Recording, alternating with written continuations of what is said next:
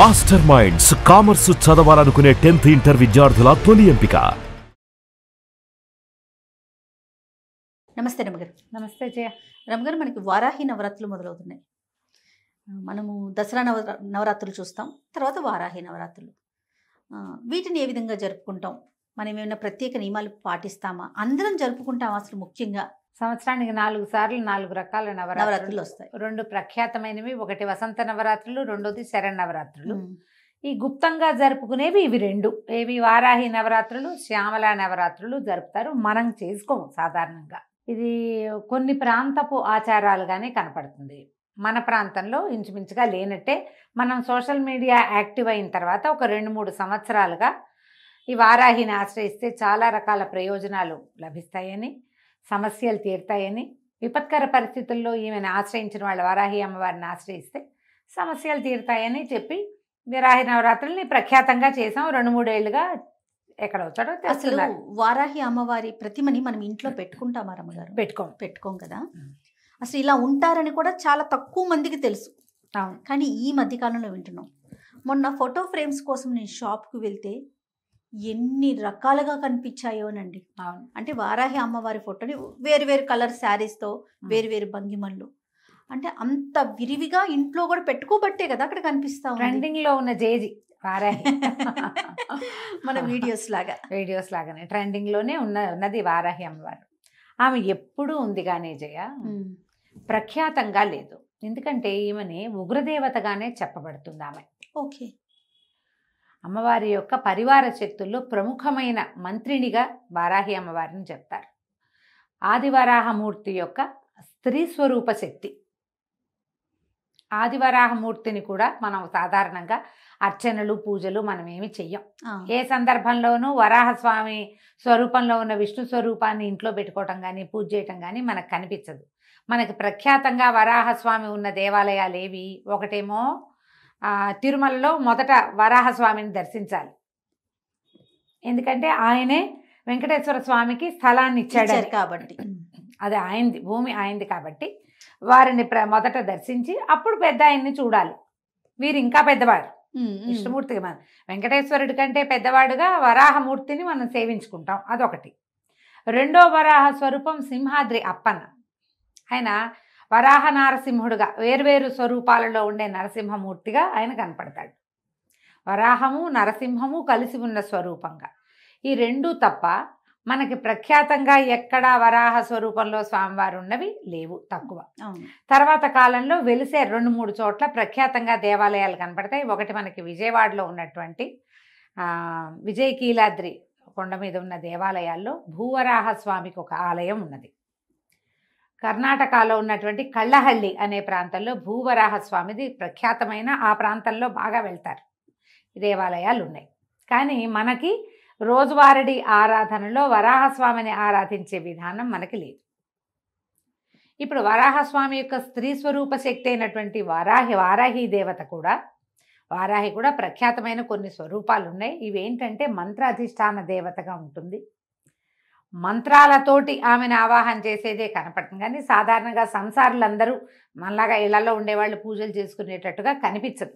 సంవత్సరం అంతా ఆమెను ముట్టుకోం మనం. ఇప్పుడు ఈ అమ్మవారిని ఈ ప్రఖ్యాతంగా ఈ 10 రోజులు మాత్రమే సేవించడం, నవరాత్రులు 9 రాత్రులు సేవించడం మనకి కనిపిస్తుంది. ఈ అమ్మవారిలో కూడా వారాహిలో కిరాత వారాహి అని అలా ప్రత్యేక స్వరూపాలు ఉన్నాయి. మంత్రాధిష్టాన దేవత ఈవిడ.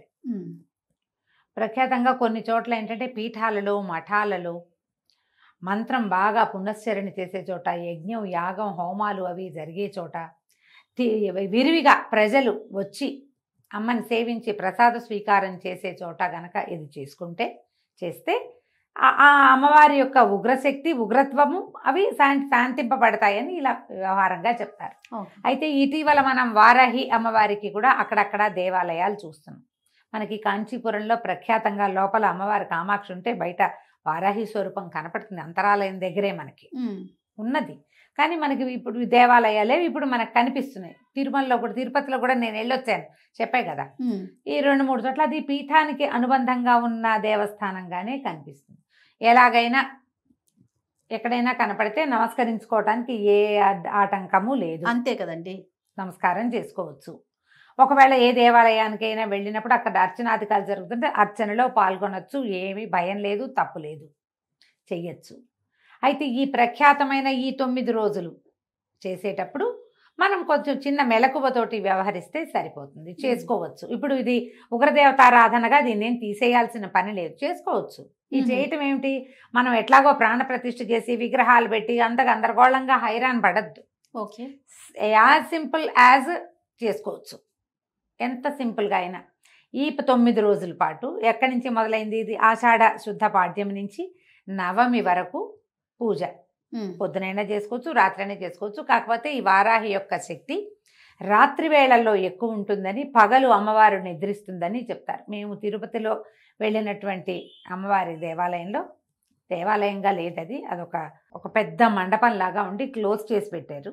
మేము అక్కడ లోపలికి వెళ్ళాక చూస్తూ మాట్లాడాం 2 వాక్యాలు.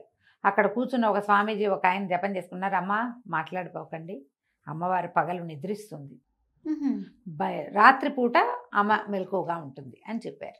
హైదరాబాద్లో కూడా 3-4 చోట్ల అమ్మవారు వారాహి ఉంది పీఠంలో. నేను చెప్పాను లాస్ట్ టైం, కుదిరిక ఉంటే వెళ్ళి రావచ్చు, ఈ సమయాల్లో మంచివి. ఇవి ప్రఖ్యాతమైన రోజులు, ఆమె యొక్క శక్తి ద్విగుణీకృతంగా ఉండుండొచ్చు, అందుకని చెప్తారేమో ఈ నవరాత్రులు అంటారు. చెప్తారు. ఈ 9 రోజులు మనం ఏం చేయొచ్చు, వారాహి అమ్మవారిది ఒక చిన్న ఫోటో పెట్టుకోండి, ప్రతిమలకి వెళ్ళొద్దు, కలశాలు పెట్టుకోవద్దు. దసరా నవరాత్రులకు చేసినట్టుగా కలశాలు అక్కర్లేదు. మనం ఇవి పెడతారు కదా, దీపాలు పెడతారు, అఖండాలు అవి పెట్టుకోవాల్సిన అవసరం లేదు. ఓకే, సింపుల్గా చేసుకోండి. ఒక్క ఫోటో మనం ఏంటంటే ఏదైనా ఆరాధన చదువుకునేటప్పుడు స్వరూపం కనపడుతుంటే మనకు ఒక సంతోషం, తృప్తిగా ఉంటుంది. ఇంత చిన్న ఫోటో పెట్టుకోండి చాలు, పెద్ద ఫోటో కూడా అక్కర్లా. ఏవైనా 4 ఎర్రని పువ్వులతోటి అర్చన చేసుకోండి. వారాహివి 12 నామావళి ఉంది, అష్టోత్తరం దొరుకుతుంది, 2-3 రకాల స్తోత్రాలు ఉన్నాయి. ఏదైనా ఒక స్తోత్రంతో ఆ స్తోత్రం చదువుకుని ఆ పువ్వులు సమర్పించి ఏదైనా నివేదన పెట్టుకోండి చాలు. ఇప్పుడు మీరు ప్రాణప్రతిష్ఠ చేస్తాము, ఉద్వాసన ఎప్పుడు చెప్పాలి, ఇలాంటి వ్యవహారాల్లోకి దిగదు. ఎందుకంటే ఇది ప్రఖ్యాతంగా చేసేది కాదు, మామూలుగా రోజువారీ మనం చేసుకునేది కాదు. కాబట్టి ఇవి ప్రత్యేకమైన రోజులు, ఆమెకి సంబంధించిన రోజులుగా చెప్పబడుతున్నాయి. కాబట్టి పెద్దవాళ్ళంతా చెప్తున్నారు. కాబట్టి ఈ 10 రోజులు మనం ఏదైనా చదువుకోవచ్చు, చెప్పుకోవచ్చు. రోజువారీ నివేదనకి అమ్మవారికి పానకము, పెసరపప్పు నివేదన చేయొచ్చు, వడపప్పు, పానకము. మీరు చేయగలిగితే పాయసాన్న నివేదన చేయొచ్చు. 9 రోజులు ఏదైనా ఒక అన్న నివేదన చేయొచ్చు, ఫలాలు అవి పెట్టచ్చు. పానకం, వడపప్పు మాత్రం మస్ట్ అండ్ షుడ్గా పెట్టాలి. ఎందుకంటే అమ్మవారు కొంచెం ఎక్కువ అంటే పవర్ఫుల్ దేవత. మనం ఈ నామాలు అవి చదివేటప్పుడు ఆ ఉగ్రత హెచ్చుతుందని ఆమెను చల్లబరచడానికి ఇవి పెట్టమంటారు. పూలగం లాంటివి నివేదన పెట్టుకోవచ్చు. మీరు గ్రాండ్గా చేసుకుంటా ఉంటే ఎవరైనా గురువు గారిని ఆశ్రయించి చేసుకోండమ్మా, నేను ఇంతే చెప్తా, నేను ఇంతకంటే చెయ్యట్లేదు, చెయ్యను కూడా, ఇంతే చేస్తున్నాం. ఇవి మంచి రోజులు కాబట్టి రోజువారీ చదువుకోవచ్చు. 12 నామావళి చాలా చిన్నది, 12 నామాలు. ఓకే, చక్కగా చదువుకోవచ్చు. ఆ 12 నామాలనే 9 సార్లు లెక్కెట్టి చదువుకోండి, అయిపోయింది. 11 సార్లు లెక్క పెట్టి చదువుకోండి. అవును, పువ్వులు ఏవో సమర్పించండి. అష్టోత్తరంగా దొరికిందనుకో మనకు ఆన్లైన్ కనపడతాయి, చేసుకోవచ్చు. ఇప్పుడు ఇది సాంగంగా మనం దసరా పూజల్లో అమ్మవారిని నిలబెట్టి 9 రోజులు సేవించి 10వ రోజున ఉద్వాసన చెప్పి అమ్మవారిని మళ్ళీ వెనక్కి చేర్చి అంతలా చేయక్కర్లేదు, చేయవసరం లేదు. 9 రోజులు చేసుకుంటే మంచిది, 5 రోజులైనా చేసుకోవచ్చు. పైగా ఇవేంటంటే ఇవన్నీ కాంప్లికేటెడ్ కదా జయ. ఏదైనా మొదలుపెట్టి ఏదైనా మధ్యలో ఇబ్బంది వచ్చింది, పీరియడ్స్ వస్తాయి, పిల్లలకి పీరియడ్స్ వస్తాయి, ప్రయాణాలు వస్తాయి, సడన్గా ఎక్కడో ఏదో ప్రాబ్లం వస్తుంది, చావో మరణమో పొటకో సమత్తలో ఏవోటో వస్తాయి, మనం అటేటో వెళ్తాం, మానేసామని భయం వేస్తుంది. అవునండి. మీరు ప్రాణప్రతిష్టలు అవి చేసి కలశాలు పెట్టి తర్వాత ఏమో అఖండాలు పెట్టారనుకోండి, మానకుండా చేయాలి. మానేస్తే మీ ఇంట్లో పిల్లలు కాలు జారిపడినా, మీకే గట్టిగా తుమ్మొచ్చి తలనొప్పి వచ్చినా అమ్మవారిని మానేసాం కాబట్టి వచ్చిందని కనెక్ట్ చేసేసుకుంటాం. కనెక్షన్లు పెట్టుకోవద్దు. అందుకని మీరు ఇవి పెట్టద్దు. ఓకే, ప్రాణప్రతిష్టలకి దిగబోకండి. ఒక పటం రోజువారీ పెట్టుకోండి. ఈ 9 రోజులు చదువుకోండి. ఓకే, 10వ రోజు అయిన తర్వాత 10వ రోజు నాడు ఆ పటం తీసి చక్కగా తుడిచి పైన పెట్టేసుకోండి. పటం తీసి పైన పెట్టాలంటే మహారాజుగా పెట్టుకోవచ్చు. మీకు ఉంచుకునే ఉద్దేశం ఉంటే ఉంచుకోవచ్చు, కానీ లేకపోతే తీసి పైన పెట్టచ్చు, ఆవిడ ఏమందు. మళ్ళీ వచ్చే సంవత్సరం అదే పటం పెట్టుకుంటాము, సరిపోతుంది కదా. కాస్త నివేదన కొంచెం చెయ్యండి తప్పకుండా, ఊరికే చదివి వదిలేయపోకండి. మనం పారాయణ చేశాక ఏదైనా చదువుకుని ఏదైనా అర్చన చేశాక ఖచ్చితంగా నివేదన, తాంబూలము, హారతి లైన్ ప్రకారం చేసేయాలి. ధూపము, దీపము. మొదట దీపం పెట్టుకుంటాం, ధూపం చూపిస్తాం, ఏదో స్తోత్రం చదువుతాం, 2 పుష్పాలు సమర్పిస్తాం, నైవేద్యం చేస్తాం, హారతి, ఒక నమస్కారం, కంప్లీట్ అయిపోతుంది. మీరు రోజు రాత్రిపూట 9 రోజులు చేసుకోవచ్చమ్మా. ఇందులో భయపడేంత పెద్దది కాదు ఇది.